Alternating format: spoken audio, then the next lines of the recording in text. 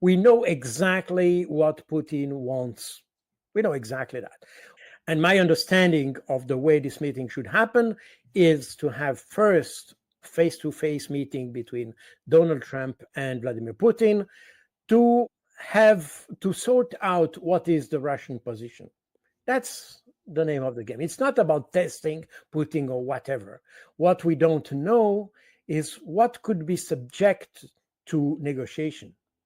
Because what we mention all the time, the two preconditions that were mentioned by Vladimir Putin on the 14th of June last year to officials of the Russian foreign ministry, is basically two things: the withdrawal of all Ukraine troops, forces from the four regions, Kherson, Zaporozhye, Donetsk, and Lugansk, point one. Point two, a declaration of Ukraine that it will abandon the idea of a membership to NATO. Based on that, and I underline this twice, based on that, we can have a negotiation process starting that includes a ceasefire that can start immediately. This is what Vladimir Putin said. What we don't know is what can be subject to negotiation, because again, the two preconditions I mentioned are the baseline, period. So this is not subject to negotiation. In the mind of the Russians, whether or not we agree on that, what Vladimir Putin said, that the four region plus non-membership to NATO, this is not subject to negotiation. This is just the condition to enter into the negotiation. But they still want a negotiation. So that means that something else must be negotiated. And this is this something else that nobody knows, actually. There are some ideas and probably security guarantees for Ukraine or something, the way Europe and Ukraine could function, the EU membership Ukraine membership to EU, which is also subject to questioning. All these questions are part of the negotiation. And therefore, that's where I see the question marks, is what could be negotiated after that. The position to enter the negotiation is not well known to everybody. The West choose to ignore that and prefer to ask for a ceasefire, unilateral and unconditional, not unilateral, bilateral, but unconditional ceasefire and period. Now, notice that it's also interesting that when we talk about negotiation, the only ones who have mentioned peace so far are the Russians. Nobody else talk about peace. The Europeans have made some kind of strange equation, such as ceasefire equals peace. But we know that is not the case. The ceasefire is a temporary measure. It's not peace, it's not a settlement. Nothing has been settled. It's just having the weapons silent. So what Emmanuel Macron said recently, when he said Putin doesn't want a ceasefire because he doesn't want peace, is just a wrong equation. It's a fallacy. Literally, it's a fallacy. The US wants a solution, a temporary solution. It just wants to have the weapons silent because the US wants to get out of the conflict. And they want to have a nice exit ramp of the conflict, period. Ukraine doesn't want to have a negotiation because they still hope that somehow, sooner or later, they will have the means, or you don't know how ni why, but they still hope to recover those four regions. And the Europeans, in fact, are just here to maintain the conflict alive. They don't want to have peace. They don't want to have a settlement. They just want to have the ceasefire in order to help Ukraine to rebuild its forces and to continue the conflict. But so far, neither Europe nor the US nor the Ukraine has provided any suggestion for a peace plan. The only one who did that were the Russians. And that's said in their memorandum, the memorandum they submitted to the delegation, the Ukrainian delegation in Istanbul at the beginning of June. Problem is that the West still hoped that somehow, by some kind of miracle, Russia would collapse. And therefore, that's why we are in all these sanction packages. And the first one should have destroyed Russia, and now we are in the 19th one. So, okay. In any case, this is where we have this unknown factor. My view is that this meeting, the meeting we'll have on the 15th of August, will be for the US, Donald Trump, to understand what is not just the position for Putin at the beginning of the negotiation, because that is known, but what can be negotiated further. And then he will talk to Zelensky and discuss the Putin proposal. In that sense, Putin takes the role of a mediator, which is quite odd because, as we have heard from Marco Rubio, it's in fact a war between US and Russia through Ukraine. So US is an actor, and therefore, technically speaking, it shouldn't be a mediator. And that's interesting. The only ones who speak about peace are the Russians. And these are the only ones who don't need to have a ceasefire, in fact, because there will be peace at one point. The question is, in what shape will be Ukraine at when this peace will occur? This is the question. And that's exactly what the West doesn't want to understand. We are on the way of the, let's say, progressive destruction of Ukraine. And the sooner we achieve or find an agreement, the better for Ukraine. And that's exactly, I wrote that in my books already, in fact, in 2022. My first book on the special military operation, Operation Z, that was all described. There's absolutely nothing new in the last 3 years. The only difference is that we see that the Russian army is moving ahead progressively on the ground. This is only different. The difference are between my book and what the situation today is a few hundred square kilometers. That's the only difference. But everything could be anticipated at that point. But since Trump, for some reason, mostly ego reason, he doesn't want to be associated with Biden's war and prefers to be associated to Trump's peace, that allows him, let's say, mentally to play the role of a mediator. But it's a role play. It's a role play. It's not really a mediator. And in essence, what you hear from Donald Trump is somehow an adaptation or a softened version of the Keith Kellogg plan, meaning freezing the conflict and discuss the issue of NATO later. They haven't grasped the importance from Russia to have the NATO issue. And again, the NATO issue is also poorly understood by those who support Russia as well. It's not just the matter of discussing the NATO expansion. It's more specific than this.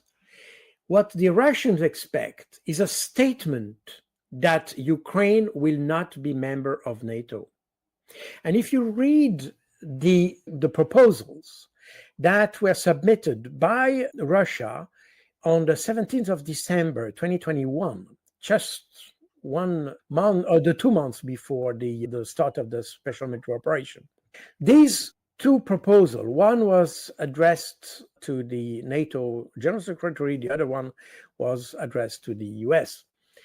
But the substance of this proposal was, in fact, to clearly say that Ukraine will not be member of NATO. And why this?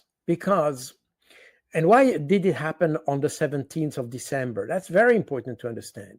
We discussed many times, I mentioned that many times, that on the 18th of March 2019, Alexei Restovich, the former advisor to Zelensky, gave an interview on the Ukrainian TV channel Apost. And on his TV channel, he is explained in detail that since there was an open conflict at that time, about 2019, because there was a conflict between Russia and Ukraine.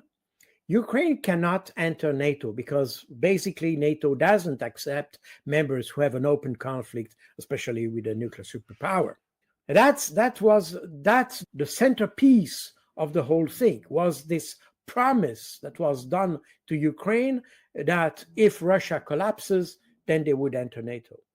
And that's exactly what Russia doesn't want. So therefore, the plan of Keith Kellogg to postpone this membership in 10, 20, or how many years, I don't know.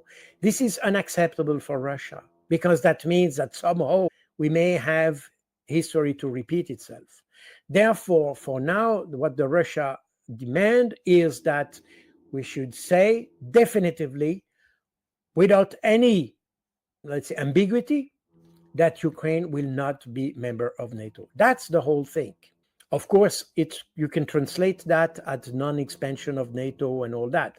But in essence, the explanation is this one.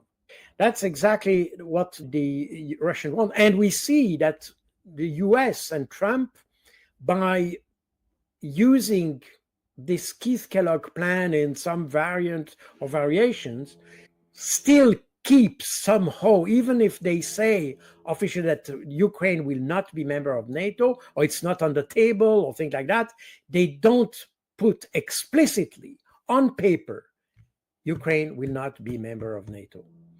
Putin is ready to play the game because he understands that if there is no attempt to have an influence, if nobody has an influence on Zelensky on the European side, only the US can have this influence. And therefore, he's ready to play with Donald Trump, to play ball, in fact, to use the influence of Donald Trump as a mediator in that case. So I think it's wise from Vladimir Putin. I'm not sure they are very confident about the result, to be honest. My feeling is that when you read the various declarations, we feel that the Russians are extremely skeptical. And I would be if I were Russian, because I don't think that the odds are in favor of a solution. Because, first of all, what we see, and you address the question of what Witkoff and Putin discussed together.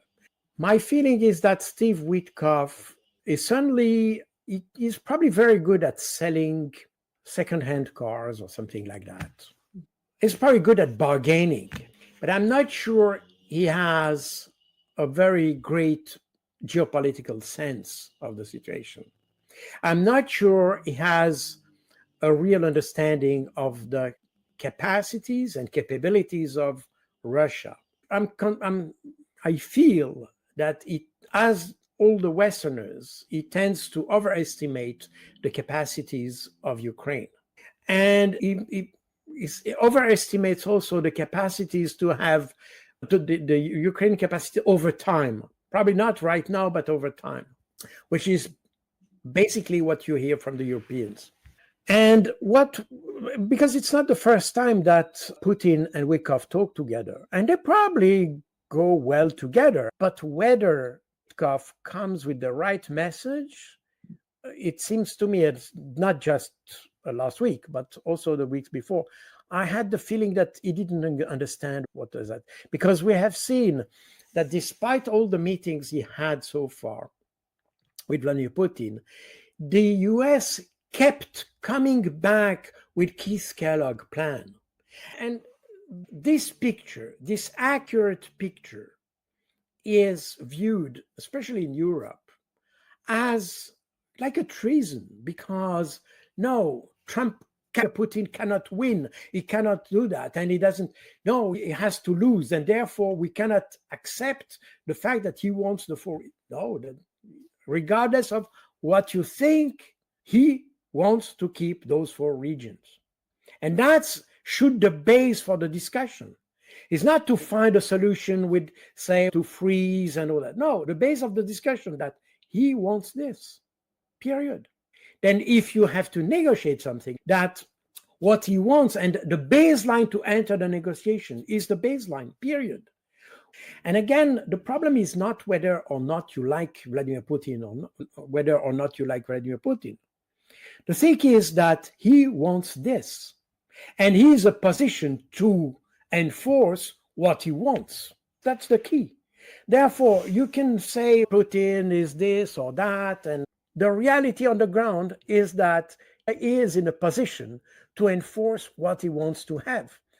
And therefore, you have, even if you don't agree with that, you have to integrate in your calculus what they want to achieve. And this is simply a fact. You cannot avoid this.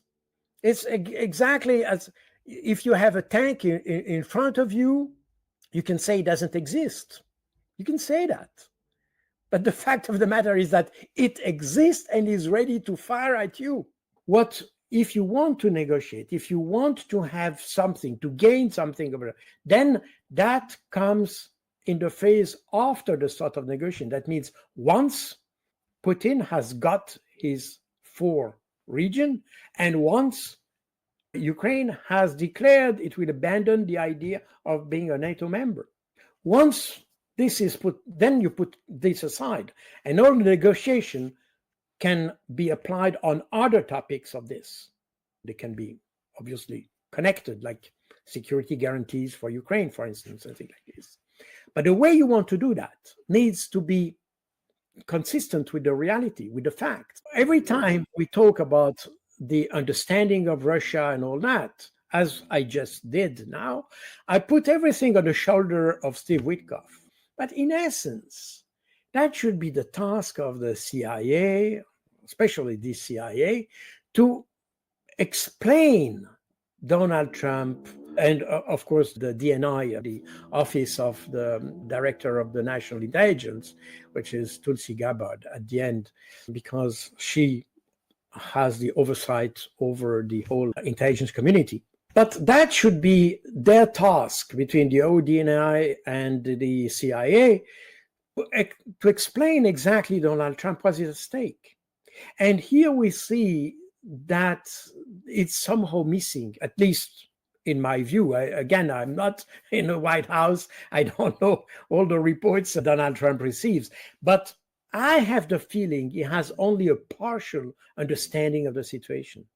And here, just before we had this conversation here, this program, you just asked me the question, why is that? And here we have to understand how it works with intelligence. First of all, I have been trained in the US intelligence, and I know that they have brilliant analysts all around. They have really brilliant people. Let's be perfectly honest. And in addition to that, the director of intelligence in the CIA refers to the director of the CIA, which is even more political than his own position. The result is that in a big structure such as the CIA, you reach a point, and especially the point where the information is integrated into this geopolitical, geostrategic picture. These individuals responsible for the integration of this picture are politicized. And you have the same thing in France. All the big, large intelligence structures have the same problem, that there is a point where the leadership is politicized, as you have in armies. I'm a colonel in general staff. I'm trained to be a general. I followed the training to be a general. But I refuse to be, because once you are a general, then you are nominated by politicians, in fact. It has to be approved or validated, or you can find the name you want, confirmed by politicians. And at my level, I remain at the level of technical knowledge. My competence is what brought me to the point I am. If I would go further, then I would probably have some contact with politicians and things like this. The problem is that I come from a very tiny intelligence structure, which used to be much smaller during the Cold War as it is today, by the way, which is the Swiss Strategic Intelligence. We're a very tiny structure. The thing is that in my position, in charge of the forces of the Warsaw Pact, I was able to integrate the whole picture into a big picture. Everything, all the pieces of information I had on Czechoslovakia, Romania, Soviet Union, you name it, including the forces in Afghanistan, in Angola, and whatever. I was able to integrate all this information into one single picture. Now, who does the same type of work in the CIA, which is obviously a much bigger entity? It is the director of analysis or the director of intelligence in the CIA, essentially. And this position in the CIA, which covers thousands of analysts and all that, is already a political position. So it's all the same in all armies. That's why you have those French generals that you tell bullshit, literally, when you have head of the French general staff, which is the chef d'état-major des armées, which is the equivalent of the chairman of the Joint Chief of Staff in the US, if you want, who tells that within 5 years Russia will attack France or things like that. This is simply bullshit. How can he tell something that is not the single shred of evidence that will happen? So it's pure fantasy. But why does it say? Because he has a leadership level, which is highly politicized, and people expect from him that he has not just a military point of view, but also a military political point of view, if you want. And you have exactly the same phenomenon in intelligence.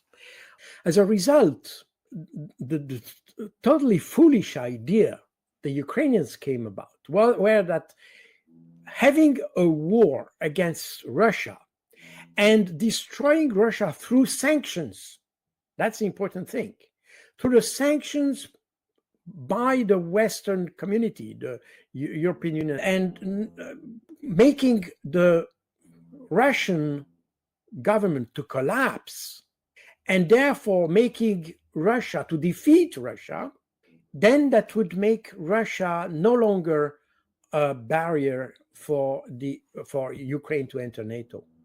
And therefore, what we have seen at the beginning of 2022, that Ukraine started an operation against the Donbass, knowing that Russia would intervene, as Russia did in Georgia in 28. That was the pretext, or the condition to impose those shock and awe sanctions against Russia and make the Russia collapsing economically, politically, and all that. That includes the isolation of Russia diplomatically, politically, therefore all the initiatives in the UN General Assembly and all that, all had one purpose: to isolate Russia and to make Russia unable to sustain a conflict and therefore to collapse. That was the idea. And therefore, yes, NATO expansion at the end of the day is a problem, but more specifically, what is a concern for Russia is Ukraine being part of NATO.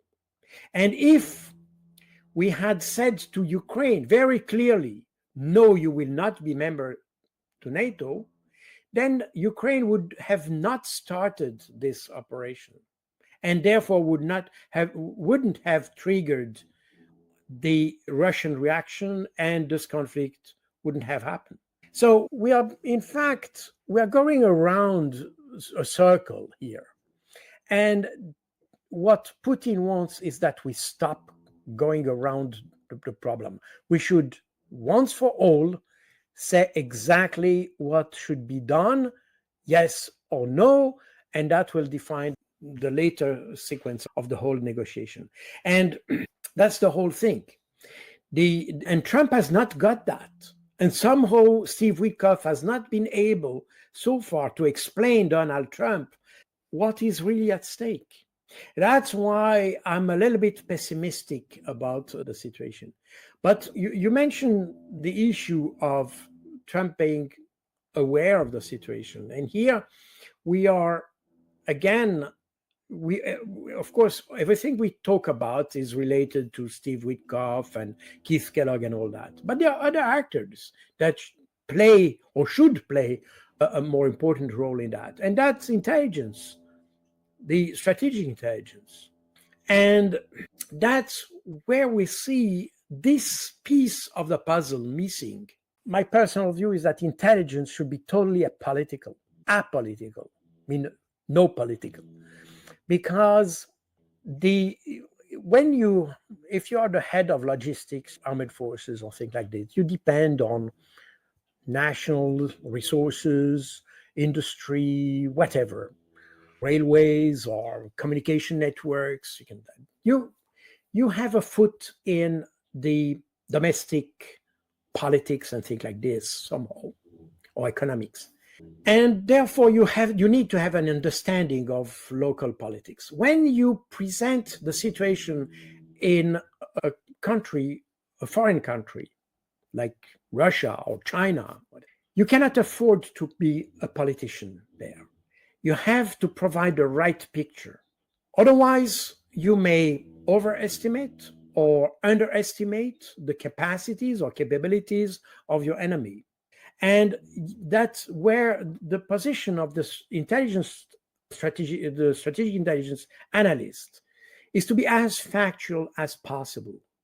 When we say, let's say, Russia might be able to attack in 1 year, but when we say 1 year, that means that we know that they are currently building this and that. This requires 2 months to be built, and this in turn requires 3 months to be that, and 4 months to be that. And when you add up everything, that means 1 year they are ready for war.